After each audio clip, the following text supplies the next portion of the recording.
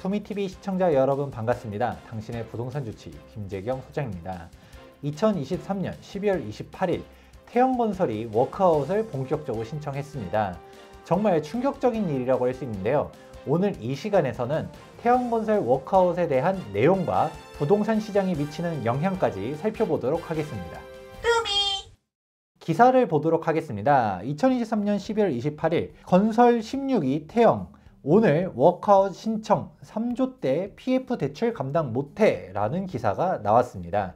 사실 태영건설 같은 경우는 작년부터도 위기설이 계속적으로 나왔었는데 드디어 올 게 왔다. 사실 현재 부도나는 건설사들이 많긴 하지만 대형 건설사 중에서는 첫 번째로 워크아웃을 신청하다 보니 정말 큰 시장의 파란을 일으키고 있습니다.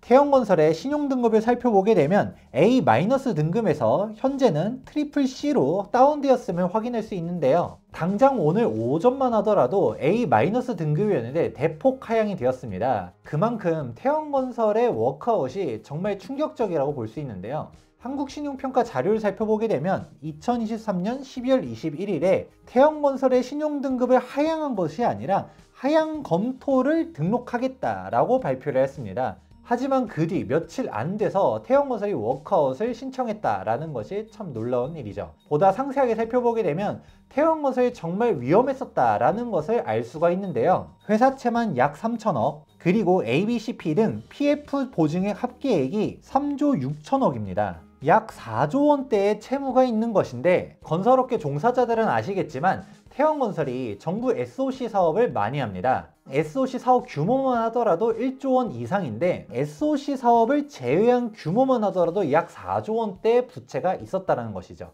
태영건설의 모 지주회사인 TY홀딩스 아래에는 대표적으로 SBS가 있는데요. SBS가 매각되는 게 아니냐라는 말들도 있었지만 태영건설을 정리하고 SBS를 사수하는 쪽으로 결론이 났습니다. 태영건설 워크아웃 신청에 정부에서도 보도자료를 발표하였는데요. 태영건설의 다양한 사업장들이 있는데 정상화를 유도하도록 하겠다라는 사항들도 있는 반면 태영건설의 워크아웃 신청으로 인하여 금융회사로 전이가 되느냐 관련해서는 영향이 매우 제한적일 것이다 라고 발표했습니다. 태영건설의 위기가 더 크게 다가오는 이유들이 있는데 한번 자세하게 살펴보도록 하겠습니다. 시공능력 16위권의 대형 건설사라는 점이 첫 번째입니다.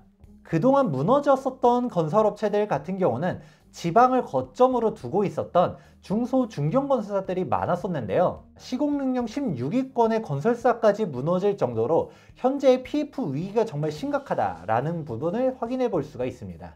PF 위기가 얼마나 심각한지를 보다 더 살펴보도록 하자면 현재 건설업 구조를 아실 필요가 있습니다. 일반인들은 시공사들만 많이들 생각하게 되지만 그 앞단에는 시행사들이 있게 됩니다. 토지 개발을 주도적으로 추진하는 게 시행사, 그리고 해당 시행사로부터 도급 건설을 계약을 따내서 건축을 하는 게 바로 시공사라고 볼 수가 있습니다. 그리고 PF 구조는 아래와 같은데 일반적인 PF 구조와 또 다르게 부동산 PF 구조는 조금 더 복잡하게 됩니다. 보통 대부분의 시행사들은 영세하다 보니까 시행사 명으로 대출을 받기가 어렵습니다.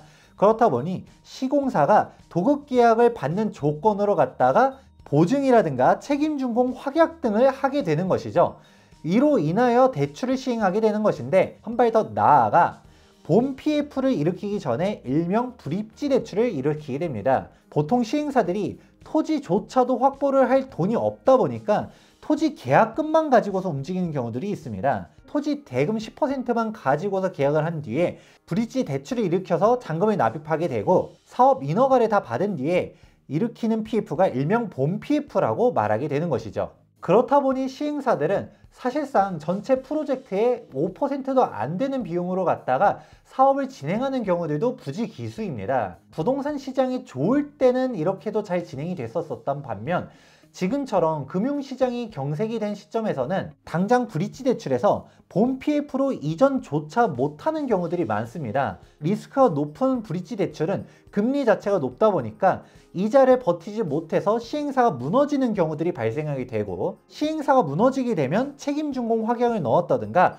보증을 섰었던 시공사한테 리스크가 전이가 되게 됩니다. 시공사조차도 부도가 나게 되면 리스크는 일명 대주단이라고 불리우는 금융회사들한테까지 전가가 되게 되는 것이죠. 도급 건설만 주로 하는 대형 건설사들과 달리 태형건설의 자체 사업들이 워낙 많다 보니까 사실상 시행사의 역할들도 같이 하다 보니 이런 문제가 더 커졌다라고 보는 시각도 있긴 합니다. 하지만 아무리 시행사 리스크라고 본다 하더라도 태형건설 정도의 규모가 되는 건설사가 무너졌다는 것은 이미 그 이하에 있는 중소, 중견 업체들은 문제가 있다는 것에 대한 반증이기도 한데요. 기사를 살펴보게 되면 현재 부동산 PF는 풍정등화 같다라고도 보고 있습니다. PF 대출 잔액이 계속적으로 증가하고 있고 연체율 역시 상승하고 있음을 알 수가 있는데요. 맹탕 부동산 정책이라고 비판하기도 했었던 추석 직전에 926 부동산 대책도 PF에 대한 사항들만 담겨져 있는 것도 아파트 시장 같은 경우는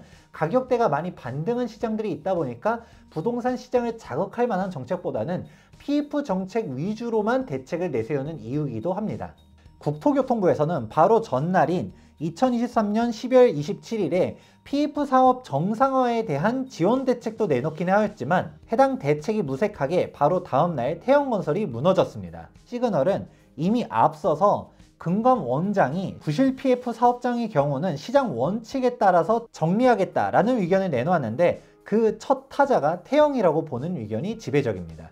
사실 일반적으로 들어본 대형 건설사들 중에서는 태형건설이 그 시작이라고 볼 뿐이지 이미 많은 건설업체들이 무너지고 있는 게 현실입니다. 중순만 하더라도 800곳이 넘는 업체들이 폐업하고 있다라는 기사가 나오고 있었고 건설산업연구원에 따르면 상반기까지만 한다 하더라도 폐업한 전문건설업체가 1546곳, 종합건설사 같은 경우는 248곳입니다.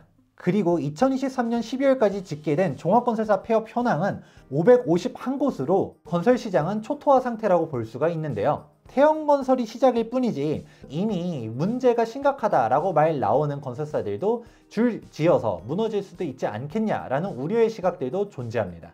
업계에서는 2024년 4월 총선 직전까지는 어떻게든 억누를 것이라고 보았었음에도 불구하고 태형건설이 무너질 정도로 PF의 위기가 한계치까지 도달했다라고 보고 있는데요. 내년에는 본격적으로 다가올 PF 위기가 2014년 부동산 시장에는 어떤 영향을 끼칠 것인가도 한번 살펴보도록 하겠습니다. 우선 크게 두 가지로 시장을 구별할 필요가 있습니다. 첫 번째로는 건설시장을, 두 번째로는 주택시장을 나눌 필요가 있습니다. 건설시장은 사실상 신규 공급을 할 수 있는 신규주택시장이라고 볼 수가 있고 주택시장 같은 경우는 재고주택시장이다 라고 볼 수가 있는데요. 건설시장이 어려워지게 되면 발생하는 첫 번째 영향은 바로 주택공급 절벽입니다. 2024년에서 2026년도까지 아파트 입주 물량을 살펴보게 되면 공급량이 계속적으로 줄고 있음을 확인해 볼 수 있는데요. 여기에서도 서울 같은 경우는 2025년도에 무려 12,000세대의 둔촌주공 효과가 반짝 발생된 이후로는 2026년도 공급량은 가히 절벽이라고 볼 수가 있습니다. 아파트 인허가 실적이 빠르게 줄고 있고 실착공으로 이행되지 못하는 현장들이 매우 많이 증가하고 있습니다. 따라서 당장의 주택공급 감소는 물론 5년 뒤에는 주택공급 절벽이 다가올 것입니다.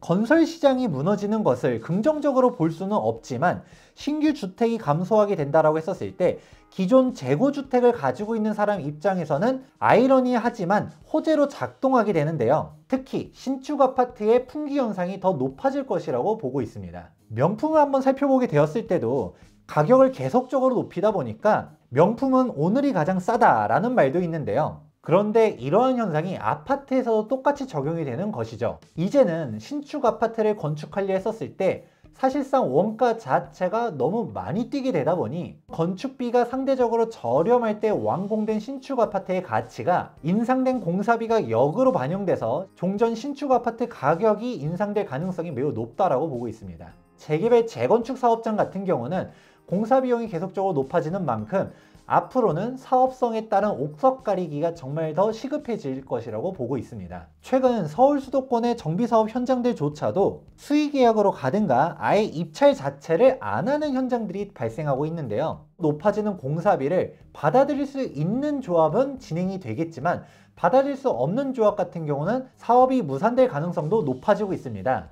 따라서 정비사업 투자를 희망하시는 분들은 사업성, 입지, 분담금 납부 능력 셋 중 하나를 충족하지 못한 사업장 같은 경우는 투자를 하면 안 된다라고 예전부터 여러 번 강조를 드리고 있습니다. 그렇다 보니 정비사업 내에서도 옥석 가리기가 필요하게 되고 살아남는 정비사업이 사실상 마지막 신축 아파트 프리미엄을 갖추게 될 것인데요. 서울과 지방의 휘비가 더 엇갈릴 것이라고 보고 있습니다. 서울 같은 경우는 2013년도 계속적으로 높아지는 분양가에도 불구하고 청약 경쟁률은 식지 않고 있는데요. 2023년 12월 분양한 청계 리버뷰 자이 같은 경우는 무려 23,000명이 청약을 신청하였고 평균 경쟁률은 약 46대 1, 최고 경쟁률은 276대 1을 기록하였습니다.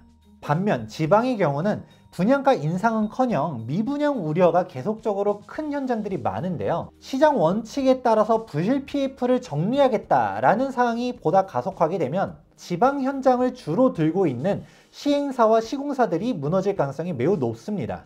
가뜩이나 인구 감소에 대한 위기감까지 돌고 있는 지방 중소도시의 경우는 부실사업장 정리가 보다 본격적으로 시행되게 되면 미분양 물량을 털어내기 위해 할인 분양까지 단행하게 됐었을 때 신축 아파트가 저가로 나오는 만큼 지방 부동산 시장에도 악영향을 줄 가능성이 높습니다. 지금 현재 PF 위기는 정말 심각하다고 볼 수가 있는데요. 이런 상황 속에서 부동산 시장에 대한 영향은 주택시장 내에서도 신축 아파트에 대한 희소성의 증가, 지방의 경우는 미분양 털어내기가 본격화됐을 때 부정적인 영향을 줄 가능성이 높다까지 정리해 드렸습니다. 그러면 이러한 사태를 해결하려고 하면 어떤 대안이 필요할까요? 저는 크게 두 가지 대안을 제시하고 싶습니다. 우선 첫 번째로는 금융지원 확대가 필요하다. 해당 부분 관련해서는 많은 사람들이 공감할 것 같은데요. 두 번째 아닌 다주택자 규제 완화 정책에 대해서는 위하여하시는 분들이 있을 것 같습니다. 현재 무주택자거나 주택 가격이 하락하기를 원하는 사람들 같은 경우는 다주택자 규제 완화 정책 관련해서는 아니 투기꾼들 더 투자하라고 만드는 정책이냐, 다주택자 규제를 더 강화하면 강화해야지 완화하면 안 된다라고 보기도 할 텐데요. 하지만 아이러니하게도 다주택자 규제가 오히려 양극화를 불러오게 됩니다. 지금도 규제를 많이 완화했다라고는 하지만 2주택자 규제까지가 풀린 것이지 다주택자는 여전히 규제가 심각한데요. 취득세의 경우를 보게 되었을 때 2주택자까지는 일반 세율이 적용되게 돼도 3주택자부터는 다주택자 중과세율이 적용되고 종합부동산세의 경우도 2주택자까지 일반 세율이 적용되는 반면 3주택자 이상은 다주택자 중과세율이 적용되게 됩니다. 마지막으로 양도소득세의 경우는 대부분이 비조정대상 지역으로 풀리다 보니까 일반 세율이 적용되는 것은 맞지만 여전히 비과세를 적용받기 위해서는 1세대 1주택을 유지하거나 일시적 2주택자까지만 비과세를 받을 수가 있습니다. 여전히 다주택자 규제가 남아있다 보니 지방의 3주택을 가지고 있기보다는 일명 똘똘한 한 채 선호 현상으로 서울에 한 채를 마련하자라는 움직임이 있을 수밖에 없는데요. 그렇다 보니까 서울과 지방의 양극화가 심화가 되게 되고 서울 내에서도 강남과 강북의 양극화, 똑같은 서울 내 지역에서도 신축과 구축의 양극화, 아파트와 빌라의 양극화가 계속적으로 벌어지는 이유가 여기에 있는 것입니다. 따라서 해당 PF 위기를 극복하기 위해서는 적극적인 금융 정책과 다주택자 규제 완화가 필요하다라고 저는 보고 있습니다. 2024년도에는 PF 위기가 본격적으로 터질 것이라고 보는 시각이 지배적입니다.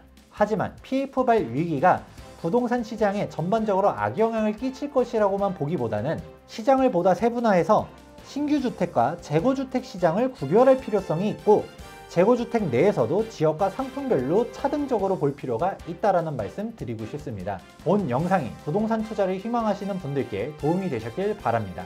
지금까지 부동산 주치 김재경 소장이었습니다. 감사합니다.